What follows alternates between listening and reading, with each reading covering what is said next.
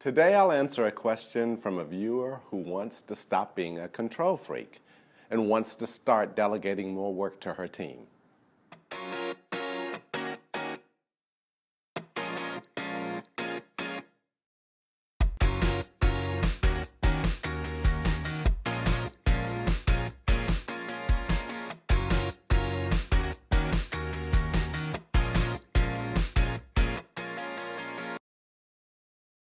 Hi everybody, Harold Hillman here, and thank you for joining me on episode 10 of Ask Harold. Today's question is from Karen. Karen describes herself as a control freak, something she's known about herself for a while, but now it's starting to work against her at work. Here's Karen's question. Hi Harold, I'm a manager working in the head office of a retail company. I have 6 people that I manage, and we sit within the larger sales function. Lately, I've been reading up on leadership and development articles to help me become a better manager.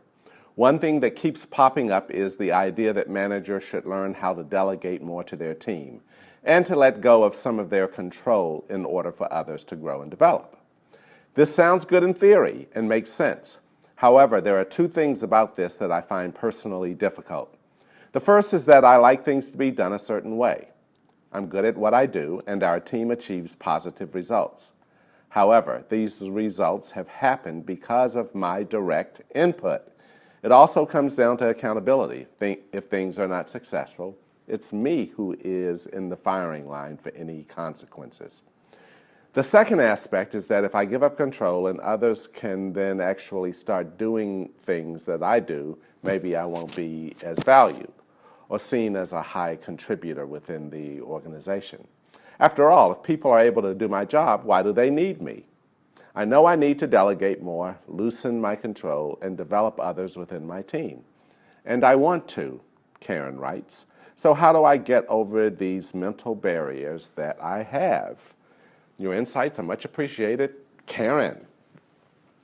So Karen, great question. It reflects some really good self-awareness on your part as a starting point, which always helps, especially in situations where you know that your own way of leading people may not be in line with what your team really needs from you.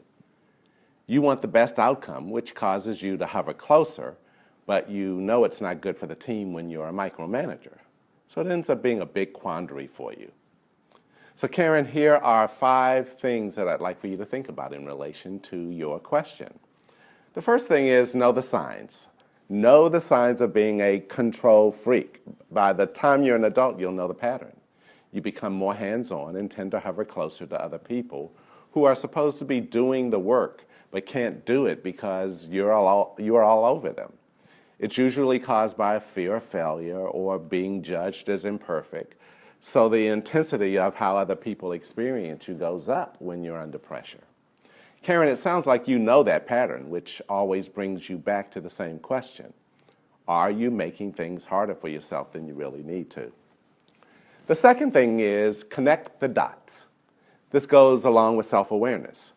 If you know that you've got a tendency to get more hands-on when you're under pressure, then watch for what happens on the other side of the interaction with yourself. Put yourself in the shoes of the person who has to experience you when your need for control is in overdrive. That's called empathy. If you're really being objective, you have to concede that your leadership may cause other people at work to be disengaged, maybe even to work around you. The biggest aha moment is when you start to lose good people, something that it sounds like you're trying to prevent, Karen. The third thing is stretch yourself. If you're uncomfortable with ambiguity and uncertainty, you won't let your team stay there long enough to learn anything.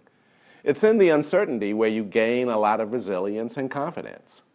Can you really ask others to get on a learning curve and be vulnerable when you haven't done the same yourself? Show the team, or even your family, that you aren't afraid to put yourself out there and take some risks. Remember, Karen, you can't inspire anyone if you never do anything outside your comfort zone. A little imperfection can go a long way towards making stronger connections. The fourth thing to remember is you got to coach rather than manage. The primary role of a coach is to instruct and motivate. A coach never gets on the field during play, but rather is actively supporting the players as they drive the ball toward the goal line. The players have to actually carry the ball in order to feel that sense of ownership. Coaching is different from more hands-on managing, Karen. You definitely get better results being a coach. And finally, the fifth thing, deal with needing to be in control of everything. You don't have to go terribly deep to understand what happens to your behavior when you're under stress. It goes back to your relationship with vulnerability. If uncertainty threatens you, then you will probably clamp down with all kinds of controls. If uncertainty fuels you, then people are far more likely to feel a more inclusive vibe from you. The key to a better relationship with vulnerability is to face into it, Karen. There's a perfect ethos to describe what it means to let go of control when you're a leader. Former Refining NZ Chief Executive Ken Rivers once said, "If I'm doing my job right, I should have the least amount of work on my plate than anyone else in the company." That's a real mindset shift for anyone who currently defines adding value as having more things on their plate.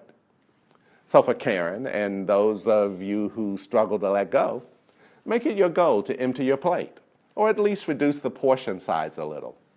Remember, it's all about mindset. Thanks again for that great question, Karen, and thank you all for watching Ask Harold.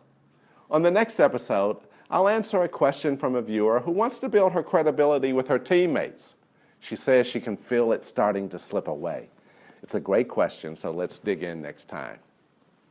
Remember, if you like this video, tell others about it and subscribe to Sigmoid's YouTube channel. And if you have a question of your own or want to see my other videos and articles, go to my blog at drharoldhillman.com. Take good care and see you all soon.